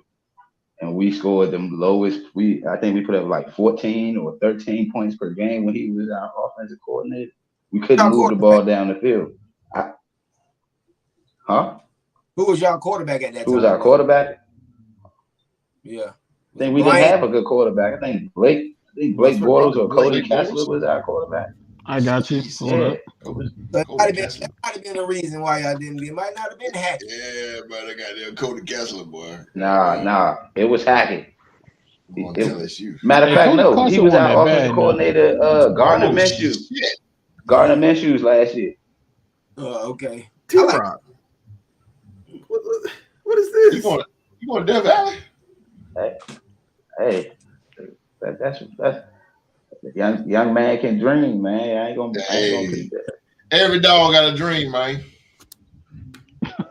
Go get it, young buck. It's out there for you. Go get it. Damn. Okay. But I think Nathaniel Hackett was there when Gardner Minshew was quarterbacking. Okay. He was there for Bortles and Minshew, T-Rock. Okay. Yeah. He was our offensive coordinator? Yeah, he was there for Blake Bortles 2 years in 15 and 16. Well, shit, you went to the AFC Championship game. Steamrolled Pittsburgh on the way there. Yeah, too. but oh damn! That wasn't because of him. No, it didn't have nothing to do. Yeah, I know. We ran 250 on us. Okay. Saxonville. That's when Saxonville was born. And Fournette ran for 250, and Jalen had 2 picks. So yeah, Fournette was a beast, bro. Yeah, Fournette was a beast. It's a fact. Roethlisberger had an interception party, but Pittsburgh then got their best against us as well. So that year Jalen Ramsey was on the sideline upset because I think Antonio Brown made 2 of our players run into each other on the play, and they called a pass interference on him. He scored on that play. I think Roethlisberger scored the game-winning touchdown the last time we played Pittsburgh. So that's in the regular season. So I mean, that was then. After being a Jacksonville fan, I'm worried about rings for the rest of being a fan. We can win divisional titles, but I'm worried about seeing us get to the big one. But talk about it, bro. Just for the record, T-Rock, what you're saying is division banners don't do it for you. Oh, street championships, right? They're not. Okay. Not because you might as well come in second in your division and try to win it going through the wild card and get to the Super Bowl, then winning your division and getting put out in the second round or something like that, and being we was almost there, but we won our division. Winning your division don't guarantee you a Super Bowl ring unless you know what I'm saying, you got home field advantage throughout the playoff. Yeah. And that can't even guarantee a Super Bowl ring because Joe Burrow went up there and beat the Chiefs one year to get to the Super Bowl. So it's about what you do on that day. It's another thing. It's another team that comes to mind that did that, but we're gonna leave that where it's at. I think Philly G still trying to duct tape himself back together because he fell to pieces after that one. Deuce, boy, I might have to clip that one, boy. Deuce said, "Man, you play." I see Deuce start turning red, bro. You see that vein start coming out of the head, boy. I said, within the day, Hackett though, getting on top. Play to win the game, bro. Play to win. Herman Edwards, a former Philadelphia Eagle. Word. But those of you don't understand Deuce, man. Deuce is an athlete, so that's why he got that mindset. That's why he got. It's just all. It wasn't nothing. No beef against Philly G. It was just Deuce is an athlete and he got passion for the game. So I'm just wired that way, host. That's really all it boils down to. That's it. From generation to generation, baby. That's what it was. But to go back to this Nathaniel Hackett thing, I mean, Sean Payton can say what he wants. He said this. I think somebody just said it, but he said, listen, I had one of those moments where I still had my Fox hat on and not my coaching hat on. I mean, he was commentating. I mean, he was saying what he's saying, but I mean, was he telling the truth? Absolutely. Because the Broncos stink. A hit dog on holler, host. Exactly. That's a fact. That's old school too. Damn. He was telling the truth because Denver looked like how my Jacksonville teams was looking when he was the offensive coordinator with Gardner Minshew. Couldn't move the ball, couldn't do nothing. And he had a good quarterback. It wasn't like Aaron Rodgers is getting involved. Aaron Rodgers is getting involved, man, but he needs to back out of it because we all know Aaron Rodgers do not have any tough skin. Aaron Rodgers is more of a media diva than anything. Like, he's just the type of guy that, he's having fun in the Jets and all that, but I want to see, and I'm not wishing anything bad on the Jets, but I want to see Aaron Rodgers kind of how he handled himself if the Jets start losing and he's the quarterback. I want to see how he handled himself then. That's what I want. Same way he did in Green Bay. Start crying and pointing fingers and this and that. No, but you can't do that because here it is. You having all this fun and you at the Hall of Fame game and you on the mic talking this and that. I'm having fun with the guy. You at the Knicks game. You at the Rangers game. New York has embraced you as this global phenomenon now, and I'm just having fun. But I want to see you when you at your lowest low, how you be. That's what I want to see. But he needs to stop stirring the Kool-Aid and just leave it alone. I mean, Sean Payton said, and anybody that know, and dudes, you know Sean Payton from being down in New Orleans, the dude is cut and dry, bro. He just cut and dry. He's just gonna tell you what it is. You stink, you stink.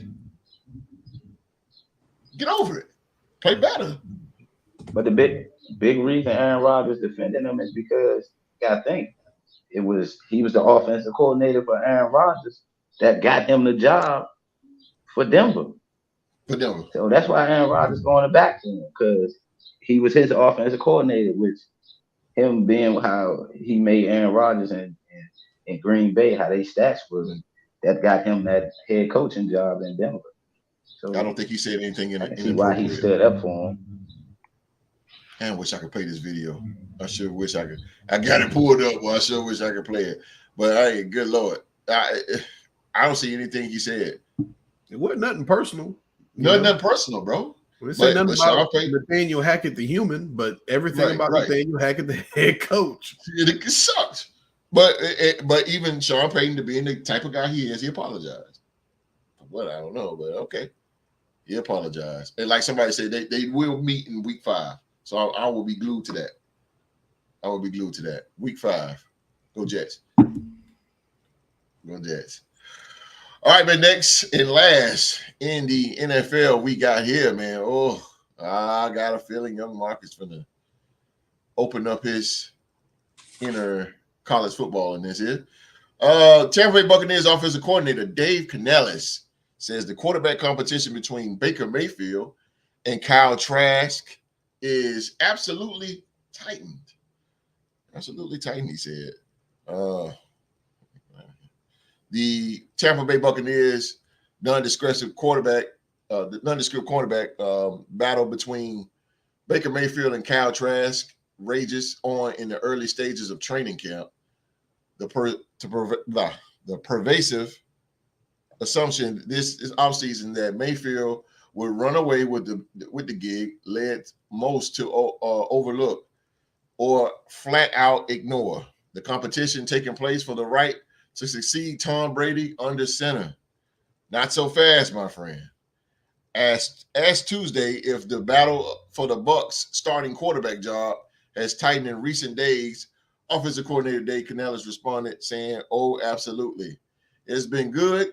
He said this, and I quote, It has been good the first couple of days. The experience that Baker brings, just playing in games, being in camps, going through installs, you can see what the offense was. You can see what the offense was gelling really well, he said, via the team's official transcript. The timing of the snap is really critical for us.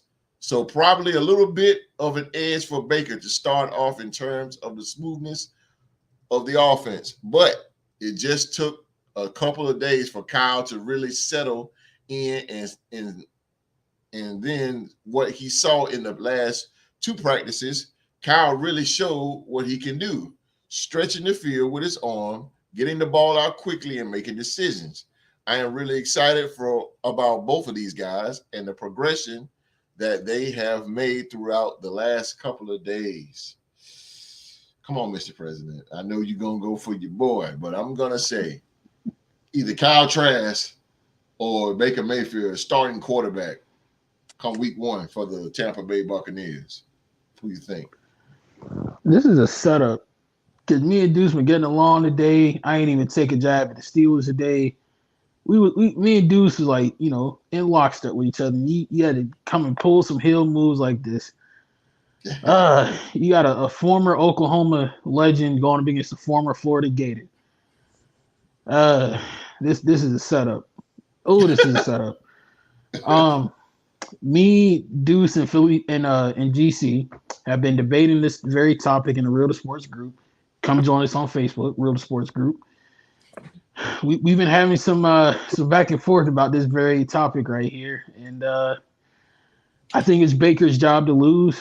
I think if Kyle Trask had shown this Buccaneers staff anything, because he's been with that team for a couple of years now, had he have shown anything, I feel like they would have given him more of a leading opportunity to win the starting job than they have. I think the organization knows, the coaching staff knows, Kyle Trask might not be it. So we got to have a veteran who's been in this game for a minute, that knows what he's doing, that can lead this team, or we're going to be picking high in the draft next year. So I think this is more so an indictment on Kyle Trask and his inability to wow his coaching staff, because if you go a little bit up north, 95 to Washington, we haven't seen much of Sam Howell on the field, but apparently he's been impressing that coaching staff enough during practice and during training camps where they kind of gave him the lead head start on trying to prove himself to win the starting quarterback job in Washington. So that's all I have to say, host. I'm gonna go ahead and prepare to have this can open up on me by Duke. I know he's been waiting on it. Yeah, we're gonna see what Rockstar got. Come on, Rockstar. All right. Now the difference with, I'm gonna piggyback off what Mark said a little bit. Sam Howell, at least we got to see him play the last game of the season last year. So they got a small sample size of that training of the quarterback competition in Washington. Baker Mayfield, this shouldn't even be his job to lose. He's been in the league and he's been in a quarterback. He's been starting. So to have Kyle Trask at least that close to tightening up this quarterback battle, it shows something. Like Baker Mayfield is falling off. He's not really who he shows he really is. If you got a guy who hasn't even took snaps for the last 2 seasons, this dude Kyle Trask is backing up Tom Brady. We knew he wasn't getting no snaps in practice. Hell no. Tom Brady takes all the reps in practice, even in the offseason, he take all the reps. So for Kyle Trask to be at least that close on Baker Mayfield, to me, I feel as though it's Baker Mayfield's job to lose, man. They brought you there to take the job away from this guy. They don't want to give Kyle Trask the starting job. And Baker Mayfield out there just fumbling the bag like that. So I think it's on him to lose, not Kyle Trask. If Kyle Trask win the job, then he deserved to have it. I agree. Man, Rockstar hit it, boy. Ooh, boy, Mark. All right. Deuce. I'd rather let Street go because I know how I get. I'm long-winded at times, and I want to hear Street's opinion on it too. So I'm gonna defer to Street. You know, Street gonna give it to you now. Come on, Street. I just think Baker days are numbered, man. You know, he's a number.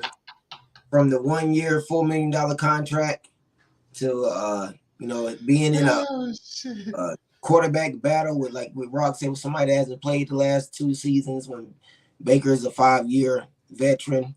His NBA, his NFL career is just trending downward, man. It really has been the last few years. It's just like that momentum is going that direction. If he don't get a hold of it and stop it, I see him being a career backup. I really do. He's leading in interceptions in the offseason. He already threw 4 interceptions through July 31st.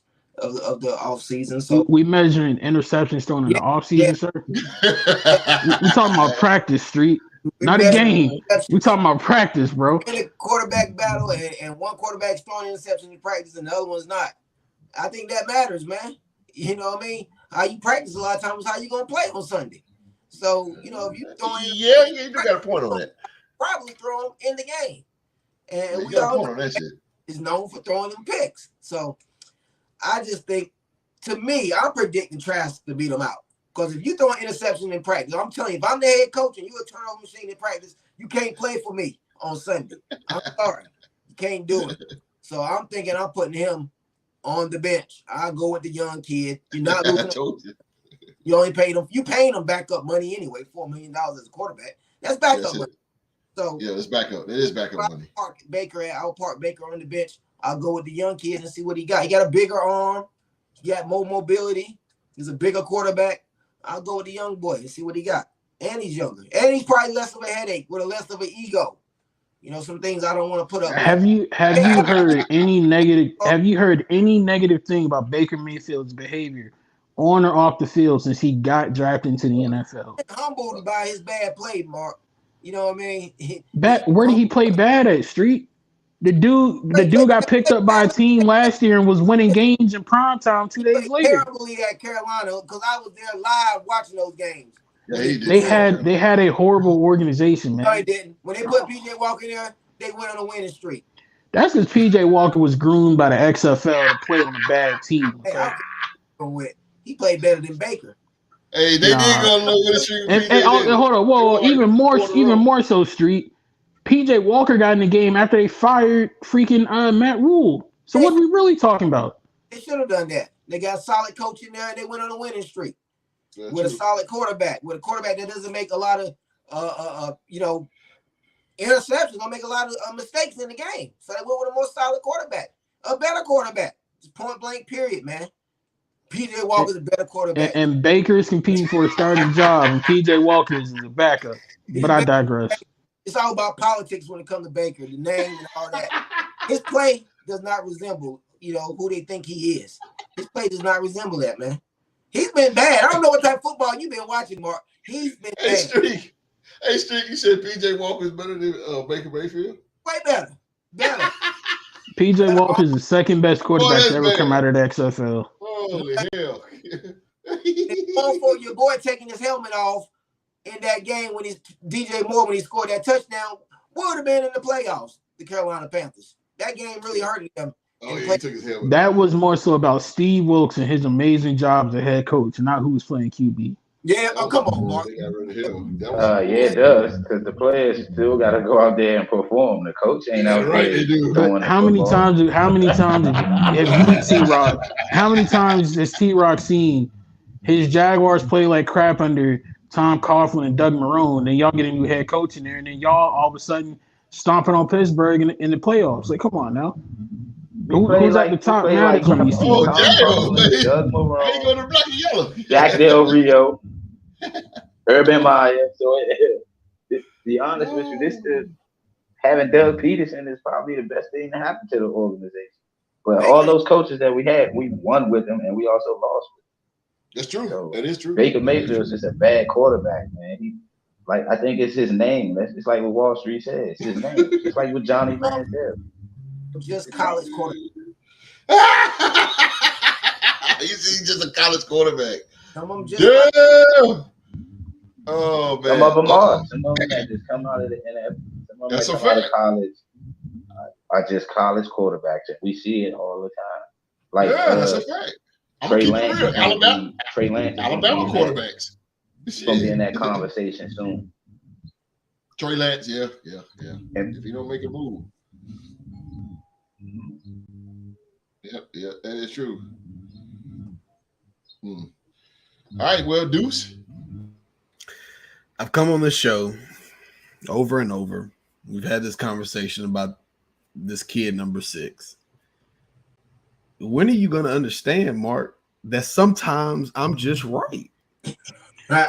Okay? You made it seem like you said it's his job to lose, like he's the returning starter. This kid played for 2 teams last year. Neither one of them saw him as a long-term fix to their problem. Yes, I understand Matt Stafford was hurt, but still, if he's good and he's a locker room guy and he's this and that, and why didn't they leave him as a backup? They wanted him out. And now he's going to play in Tampa Bay against, in a quarterback battle with obviously my guy, who was also, Heisman finalist. I understand Baker won it, but this kid was a Heisman finalist. He's a big-time player, big arm, puts up some numbers when he's on the field. And you said he didn't play as if that was a, indictment on his talent. No, he was backing up the greatest quarterback we've ever seen play. Of course he wasn't going to see the field. Huh? He was third string. He was behind Blaine Gabbert. Okay. Blaine Gabbert money. His money. That's fine. What you say, Street? That's Blaine cool. Gabbert paid more than him, man. A lot of that be politics when it comes to the. But we not gonna sit here and act like Baker is just so much better than Kyle. Clearly, he's not. Clearly, if like Street said, this kid hadn't played in 3 years, and he's probably winning the conversation. I think I sent you a video, Mark, of Baker in practice throwing to an open tight end, and he couldn't catch the ball because it was such of a bad pass. So it just over and over. You come on this show, you lift up Baker Mayfield like he's good, and you continue to tell me how good he's been, and he just hasn't. He hasn't played well, and it's point blank. Period. Also, the Steelers versus the Jags game that you mentioned, where were the Raiders? Right. You were at home. Yeah, it's been a few years. We were rebuilding, sir. Yeah, you've been rebuilding since.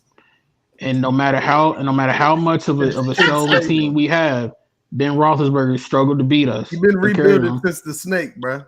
Since '83. Actually, so we've been rebuilding. We've been rebuilding since Bo Jackson broke his hip. If you want to be real. Wait a minute. Hold on. We've been rebuilding since Gannon. What do you mean? You're right. That's really the real rebuild of my life. Carry on, dude. I don't have much to say, bro. I've said it over and over again. He's not that guy. He's a glorified Johnny.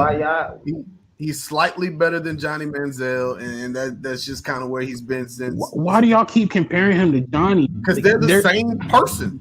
Jameis Winston is more like Johnny Manziel than Baker Mayfield. No. Ladies and gentlemen who watch the Real to Sports podcast, let me take you on a little history trip real quick. There's a Hall of Fame quarterback, NFL Hall of Famer, right? At one point in his career, he was a former league MVP, former Super Bowl MVP. He was battling in training camp, just like Baker Mayfield, to become the starting quarterback. There was a young, unproven guy behind him that the team was like, let's see what the young man's got. And they kicked the veteran to the curb. This veteran turned his career around and went on to play in another Super Bowl.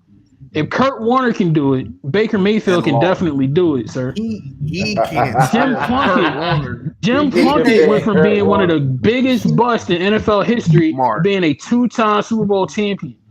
If Jim Plunkett and Kurt Warner can turn things around and achieve greatness, why can't Baker Mayfield? Mark, you're one of the Jim Plunkett was number one overall, T-Rock. Jim Plunkett went number one overall. I know.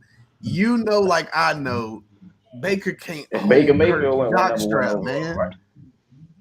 Exactly. Baker did go number one overall, and the organization did him dirty. We're talking about Jameis. Baker Mayfield's most touchdowns in a season is 27. Damn, that's it. Yeah, Jameis, he threw 30 interceptions with it, but he threw 30 touchdowns too.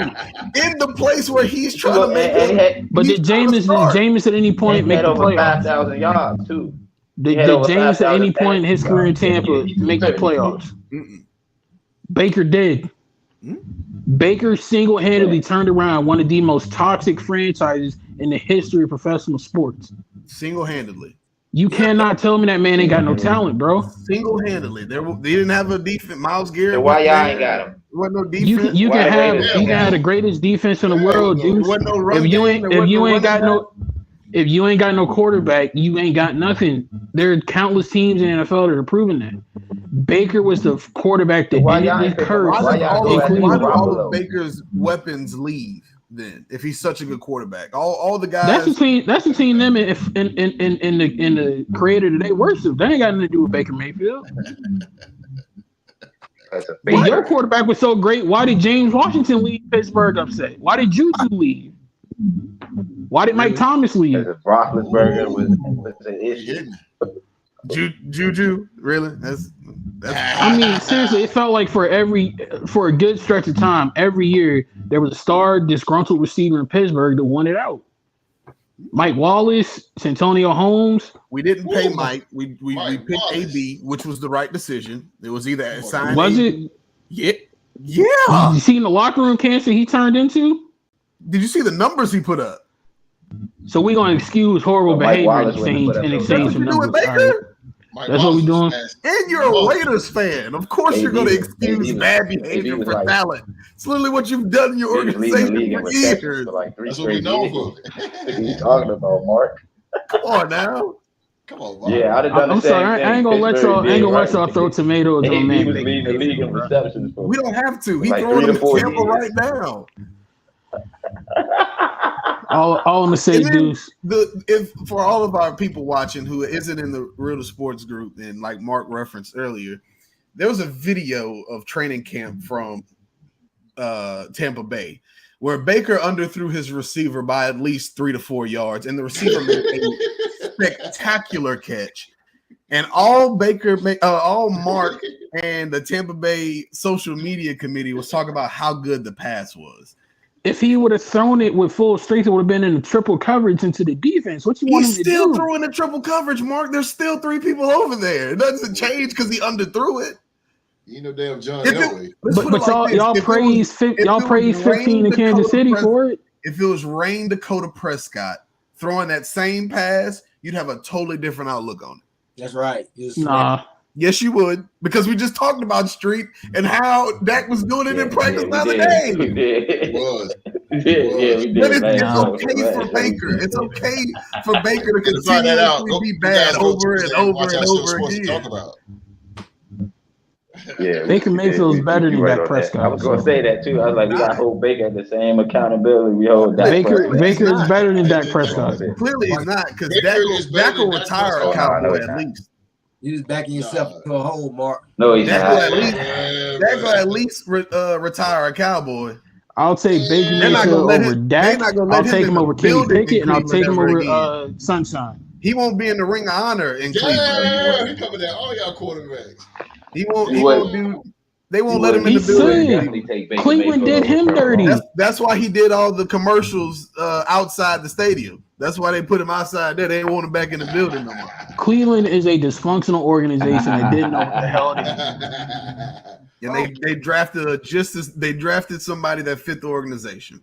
They had to literally seduce Deshaun Watson with boatloads of money to get him to come there. Deshaun didn't want to even go to Cleveland. I'm not talking about they offered him boatloads of money. I'm talking about them drafting a quarterback named Baker Mayfield, who literally Baker was the best quarterback in that draft class, sir. There was nobody else in that draft class that could have turned Cleveland around. Lamar would have failed. Josh Allen would have failed. Sam Darnold definitely would have failed. Josh Rosen wouldn't have even made it through his first season. Question. So those other 2 guys you named were in the same draft, and you telling me Josh Allen and Lamar aren't as good as Baker Mayfield? I'm not saying they're not as good. They would not have turned Cleveland around. You said he they was wouldn't the have best turned Cleveland around. You said he was the best quarterback in that draft. That is what you said. For Cleveland, yes, sir. You don't believe that. You don't believe that comment. Quite literally, if Lamar would have been up there in Cleveland with that dysfunctional organization, Lamar wouldn't have had the same amount of success that he's had. So he wouldn't have been all right with Jarvis Landry, David Njoku, Nick Chubb, and Odell. Not in that dysfunctional organization with a dysfunctional head coach. Been the best offense Lamar Jackson ever had. The best pass catches he ever had. They had Hugh freaking Jackson and Freddie Kitchens calling plays, bro. I understand that. Well, what is Hugh Jackson doing at Grambling? Hey, you're right. I have no argument against that. He's like, when has Hugh Jackson ever been a good head coach? So you're right. You're not wrong. You're not wrong at all.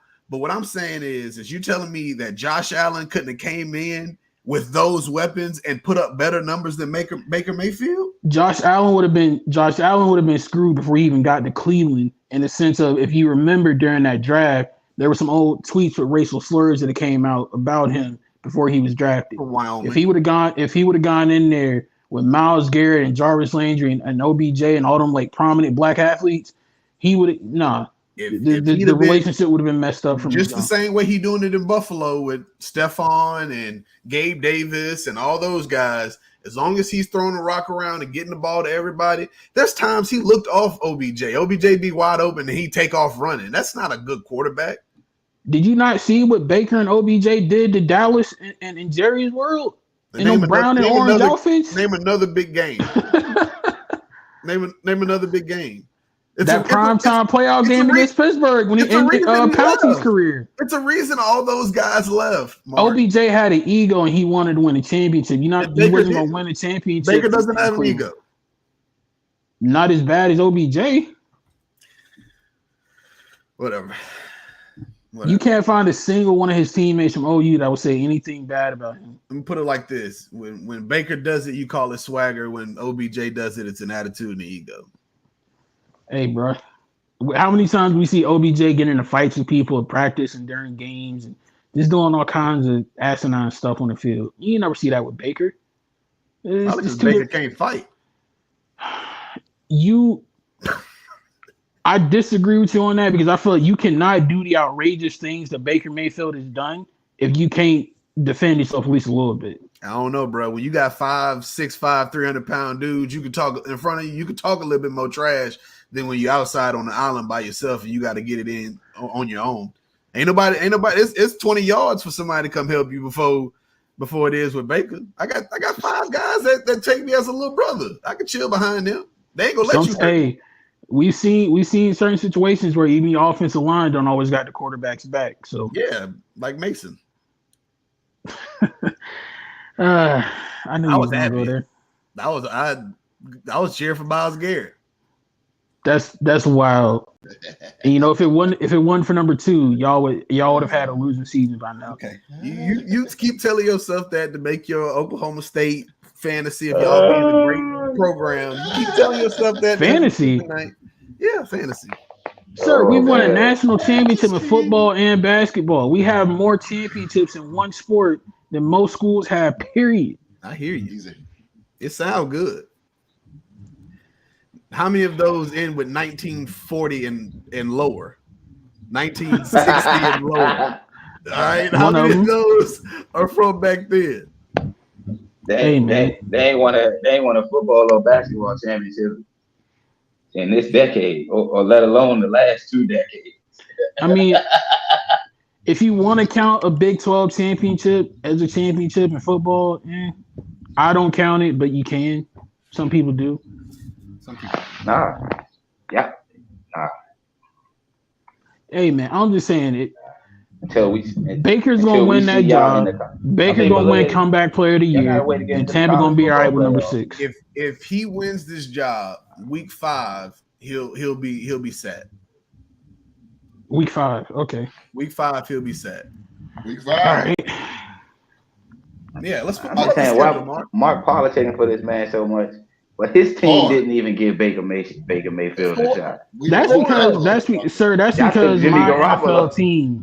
my NFL team y'all took Garoppolo. As an idiot as a head coach who doesn't know a good quarterback if it fell out the sky.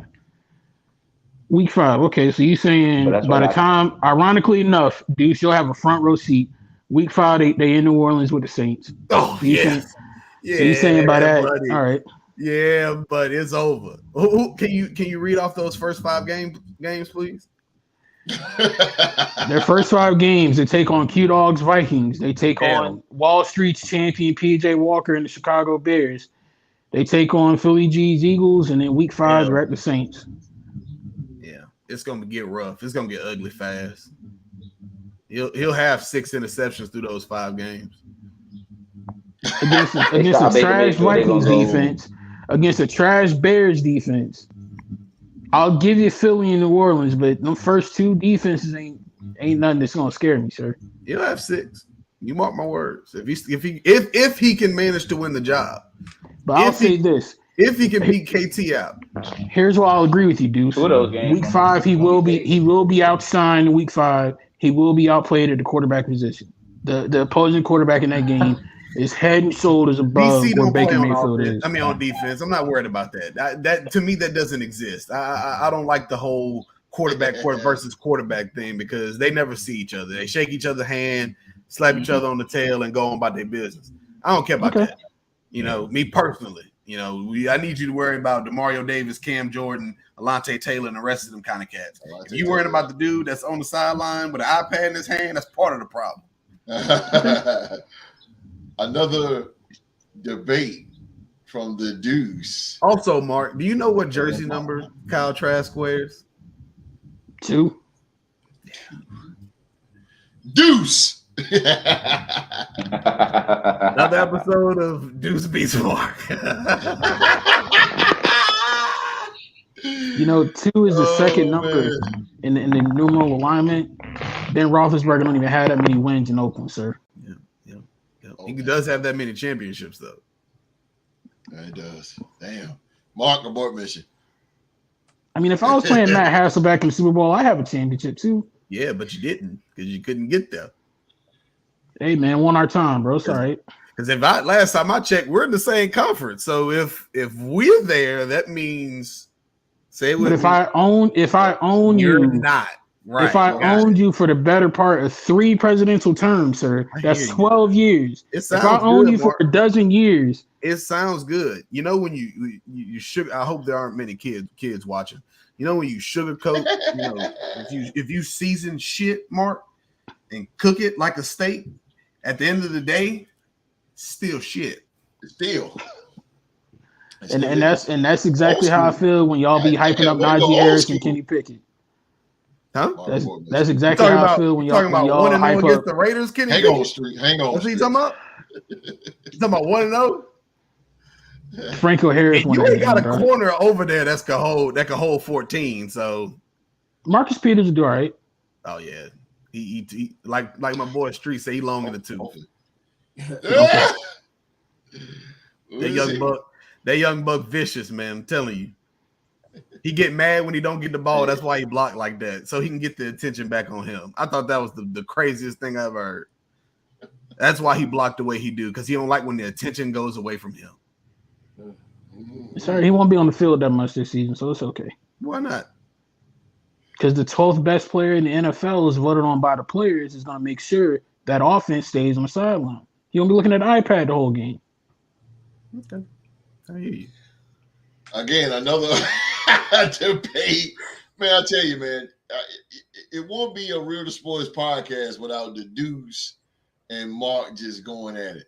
I swear, I'm probably going to have a show where you just do this Mark and Deuce. Just go at it. This is like Shannon and oh boy. Oh Lord. This is like Shannon and Skip. We may have not been able to win in that baseball stadium, but Vegas is nice. We like it out there. We're gonna come up there and get us one. Okay. All right. Well, that's all the NFL and NBA talk, man. I tell you, man. Deuce and Young Mark. God, man, I tell you. It's like oil and water. Oil and water, man. All right, man, we got some trivia coming up. Trivia. Let's go.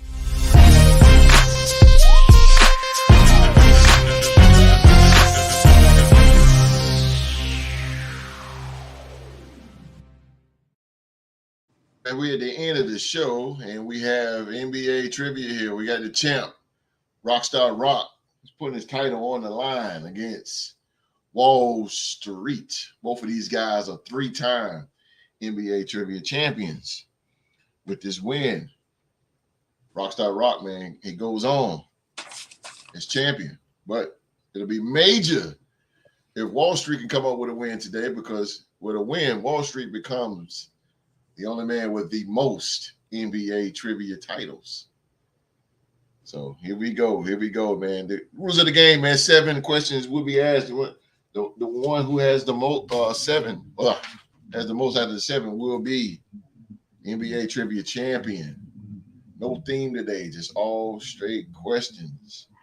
All straight questions. These questions are hard, so I think the host might get this one. These questions are going to make you think, scratch your head, do all that good stuff. All right, Rockstar Rock, man, you are the champion. You know how this goes. You go first, sir. Are you ready? These are tough. Yes, sir. These are tough. What former NBA player has a father who won a tennis Grand Slam singles title in 1982? Joakim Noah. Holy smoke coming out the gate. Woo! Why do you know that? Not how, but why? Why do you know that? You're not even a Bulls fan. He just, good Lord. The Bulls played the Celtics in that series, and they kept talking about Joakim Noah and his father. That's fair. Wow, that is crazy. Also a Florida Gator, so. That's a fact. The Gators was nice. Absolutely. Corey Brewer, Al Horford. Woo. Billy Donovan was the coach. Man, he was dominant. He was straight dominant, bro. Man, he was great. Streets, you ready, sir? Man, he done. Damn, old Rockstar Rock to put the pressure on fans. And I'll swing a little bit. Here we go, Street. Think about it now. Think about the question. Here we go. Kyrie Irving set a career high in points in a 2015 overtime victory against the Spurs. How many points did he score? I don't know what it is. The first thing popped in Michael Jordan did it. Oh, I know what popped in my head, but I want to say 60. 60 is your answer? Yeah. No. Oh, no. Rock. I'm gonna go with 63. No. Oh, that's what popped in my head. No. Oh, 57. 57 points. Oh, wow. I remember that game. Son of a biscuits. Boy, he cooked us. He cooked us that year, bro. He cooked us real good. All right, man. Back on you streets.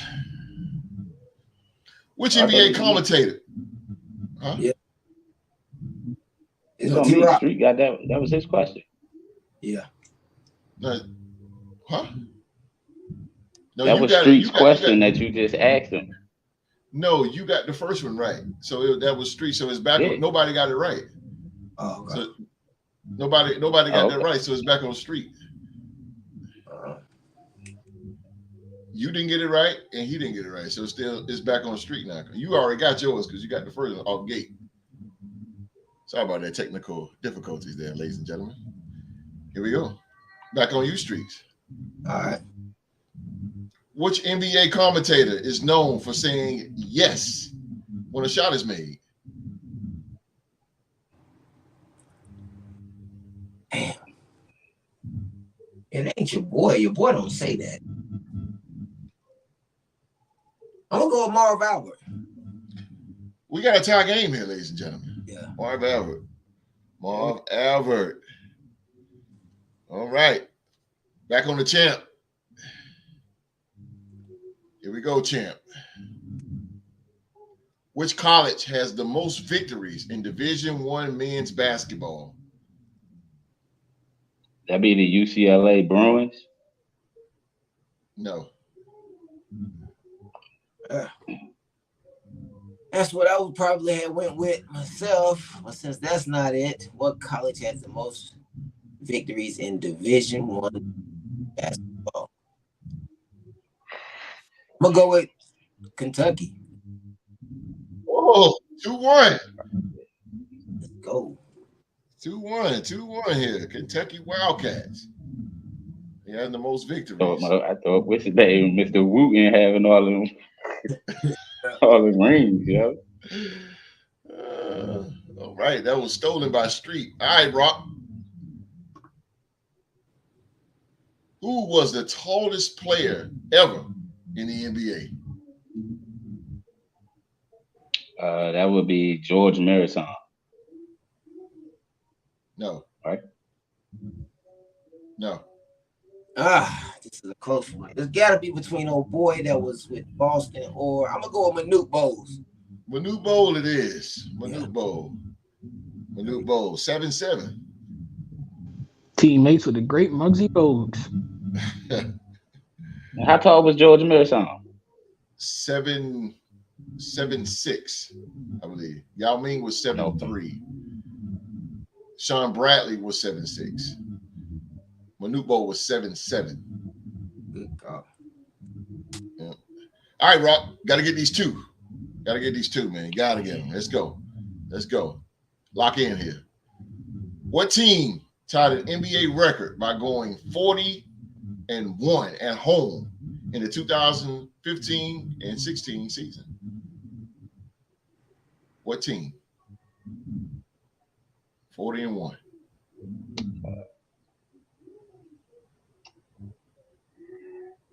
I'm gonna say the Golden State Warriors.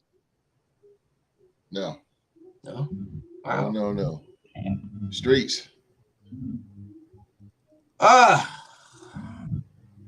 In 2015 and 16, they went 40-1 at home. I want to say it was a West Coast team. If I had to pick somebody, I'll go with the Utah Jazz.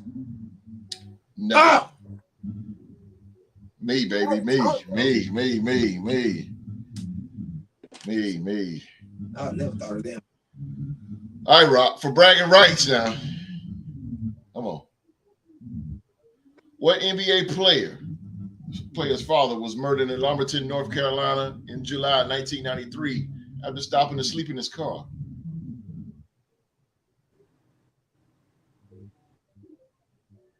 Is that Jordan father? Michael Jordan father? Michael Jordan it is. Michael Jordan it is. Michael Jordan. Here it is, man. We all know what it's like. God dang, Rock. We all know what it is. But Wall Street. Yes, sir. Came. Oh, it always come down to that. Always be the fucking That's right. Wall Street. Wall Street. Oh, I'm sorry, Street. My bad, bro. Let me get it up there. Let's go. We already did that. Is a 4-time now NBA champion.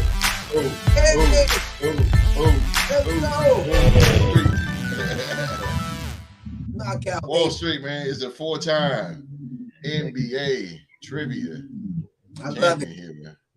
All right, man. All right. Oh, let me get that thing for you. Get that thing for you there, Street. Let me see it, host. Let me see it. There you go. Yes, sir. Thought that looked good. Wall Street, man. NBA trivia champ. I plan to keep that around my waist for a long time, host. I hope you do, bro. Cause boy, you in and out on me. you in and out on me, bro. You be letting that thing slip away, bro. Gotta put some gloves on this time, baby. Oh man. All right, ladies and gentlemen, man. We hope. Well, I hope that the podcast panel has gave you some entertainment today, man. You know, Young Mark and Deuce, they got to go at it. It won't be them if they don't, man. I'll tell you, very entertaining, those two fellas, man. Those two fellas. Rockstar Rock, you will be back, sir. Very soon, too. So, very, very soon. Rockstar Rock, man. All right, man. That's our show. That's our show for today, man. As always, man, we say thank you for watching another episode of the Real to Sports Talk Show, man. Please remember to give us a thumbs up, man. You first timers, hit that subscribe button and turn on that bell for all notifications, man. All notifications. The Deuce. It is a great day to be on. It is a great day to be on. We appreciate everybody for spending some time with us on this Saturday. Come back, man. We here every week, and football is right around the corner, bro. So if you want to see me and Mark argue some more, just tune in. It's gonna happen. It's inevitable. It's gonna happen. It's just gonna happen. Especially week 3 is going down. It's going down, man. It is going down. All right, man. Come on back, man. Come on back. We got some pro wrestling, man. We got pro wrestling. Check me and my co-host out, man. Talk to him wrestling. Young Mark. Young Mark will be hosting Monday, man. We talk about the results of WWE pay-per-view SummerSlam. And we will be live in the building Monday at 7 p.m. on YouTube, man. And right after that, the next day, man, we got Tuesday. We got sports to talk about, man. Of course, we got the NFL and NBA news around the world to talk about, man. And we will have another NBA trivia showdown as the new Real to Sports NBA trivia champion, Wall Street. He will be putting that title, his newly title, on the line against the Deuce. The Deuce. We got Wall Street versus the Deuce on Tuesday. Live, ladies and gentlemen, right here on the Real to Sports podcast. We're going to get out of here because we got some cookout to get to, man. We got some cookout to get to. I'm hungry. What you say, Street? Might text me the address. Oh yeah, we gotta hit him up. We gotta hit him up for sure, man. I'm gonna call you. We're gonna get this thing rolling, man. But again, ladies and gentlemen, man, thank you guys for watching another episode of the Real to Sports podcast. You know how I am. I'm the guy that runs his mouth the whole entire show. Mr. President. Happy birthday, Dynamic Championship Wrestling. 1 year old today. Happy birthday. Let's go, baby. Let's go. The Deuce. 6 ring and count, baby. 6 rings. Rockstar Rock. Rockstar, baby. My man Rockstar. No doubt. And the new champ himself, Streets. Yes, sir. Yes, baby. sir. Yes, sir. Yes, sir. Rolls off your tongue, host. Let's go. Oh, man. That's my man right there, man. Thank everybody for watching the show again, man. We will see. Well, we're coming back. Talk about some you wrestling fans. Y'all want to come back. Y'all want to check us out. If you don't even check us out, man, just give us a thumbs up later on as Young Mark brings Talk to a Wrestler. And then Tuesday is where it get real, man. We got Tuesdays. Tuesday, man, don't forget, man, we got NBA, NFL. We got Wall Street versus the Deuce, NBA trivia title. Everybody on this hot day, be safe and stay safe. We out.